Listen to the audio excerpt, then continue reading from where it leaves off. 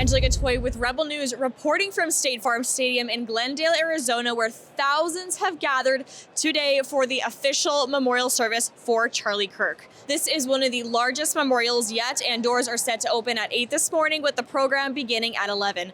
This event features high-profile speakers, including President Donald Trump, J.D. Vance, Turning Point USA leaders, and conservative voices from across America. The event is expected to draw between 100 to 300,000 attendees, and of course, not everybody will be able to fit into the 70,000 capacity limit of this stadium. This memorial comes shortly after Kirk was assassinated while speaking at a Utah event, and the turnout reflects the depth of his impact. As we cover today's official memorial, one of the biggest emerging stories isn't the size of the crowd or the list of dignitaries. It is the next generation. That is why today I will be speaking to the youth at the event and what comes next in this turning point.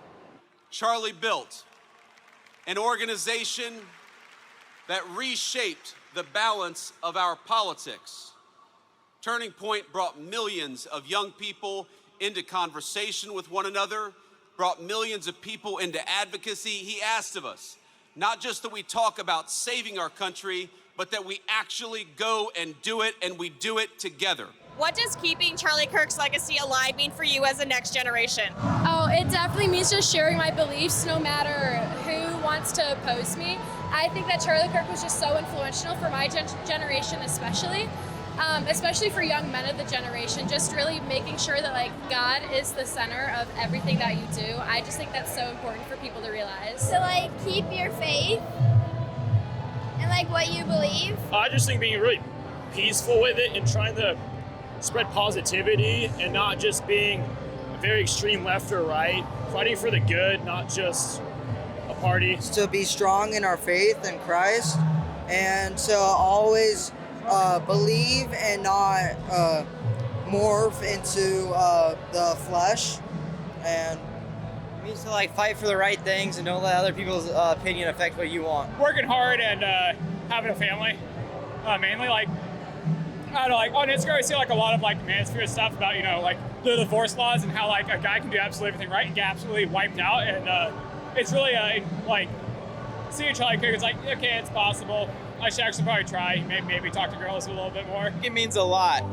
Coming from, I am a faithful man. I believe in Jesus, and I think that we have a lack of that in my generation. Not only that, but a lack of maybe courage or I don't even know the right word, but just ability to stand up.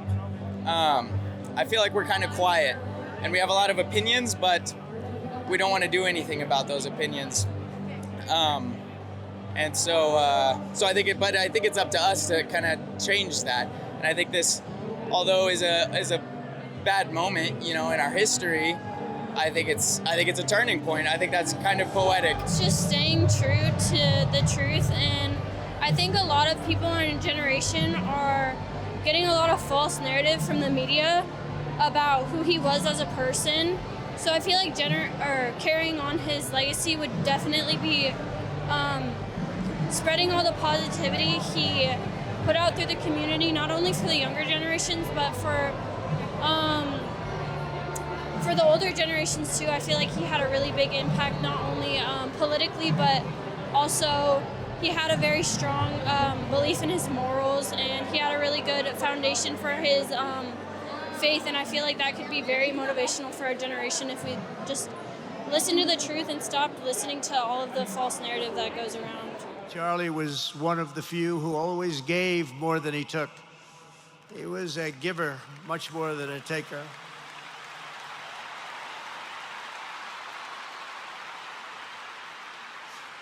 And no matter how big Charlie became, no one was too small for him to notice. He was good to everybody, didn't matter. Several years ago, a fourth grader asked Charlie to appear on his podcast, which was probably only watched by the parents of that fourth grader. And Charlie, who was actually pretty hot at the time, to be honest, he agreed, and the boy asked for advice. Charlie replied, the left, I call it the radical left. I call it sometimes the radical left lunatics. But Charlie didn't say that. He called it the left. He was probably right, but I can't help it. I can't help it. So he said the left, radical left lunatics, may have all the money in the world, but they can never outwork me. I will wake up as early as I need to about himself. I will stay up as late as I need to, and I will never stop fighting for our country. And he did this until his dying breath. That's what he was doing. What would you say to the younger conservatives, Republicans, who might feel afraid to voice their opinion in the public light? We're the majority. Most people are reasonable. It's just the loud idiots that are, maybe not in like Portland during a riot, but anywhere else you're fine. Keep on doing it. I know it might be scary and there's a lot of hate in the world, but honestly, Charlie Kirk did this, he died for this, and I think we should honor him in that way. Don't be afraid because other people will believe different things. Don't be scared. Just go for it. There's not much that could happen. The worst that could happen is that another thing like Charlie Kirk, but you're probably not as much popular as him. I think it's Psalms 23:4. It says, even though I walk through the valley of the shadow of death. Sorry, it makes me a little emotional. I will fear no evil, for you are with me, your rod and your staff.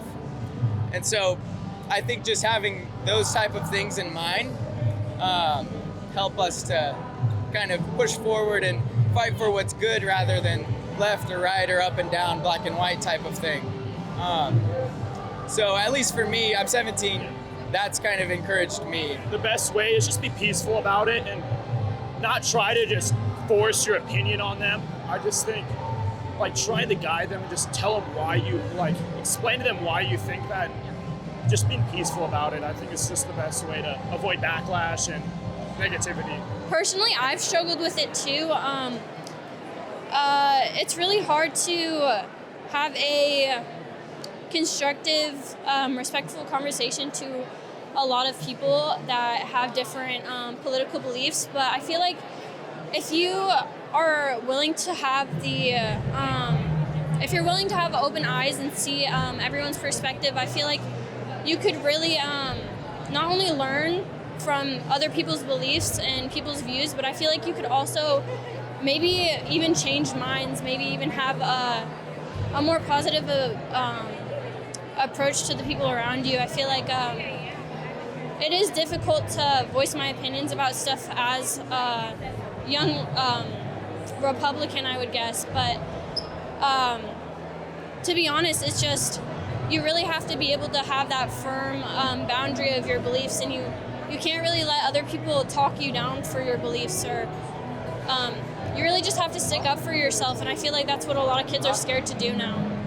The greatest cause in Charlie's life was trying to revive the American family.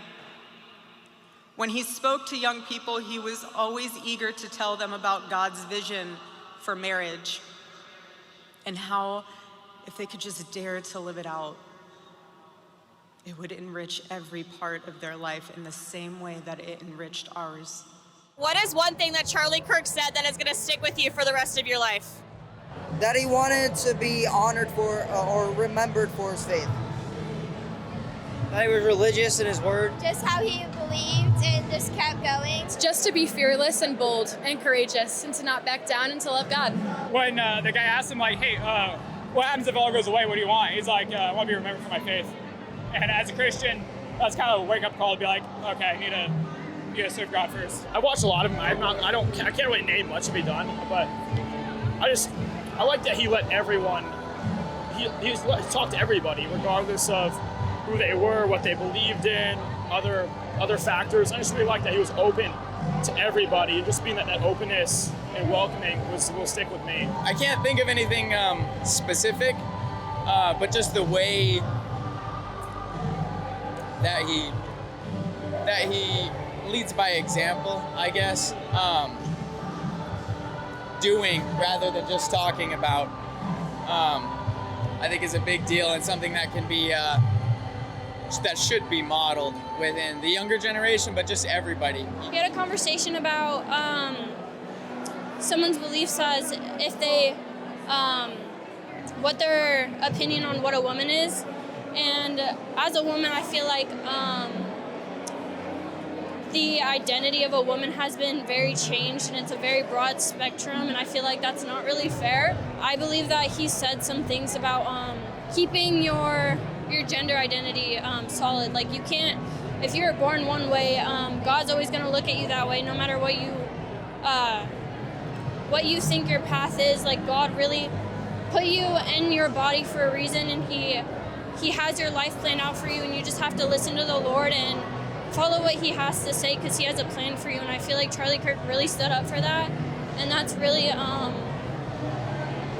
it's really good to have especially in opposite sex say that, because I know a lot of males in this generation that are especially younger don't have the same beliefs. So I feel like him sticking up for women and young girls was really inspirational, and it meant a lot to me personally.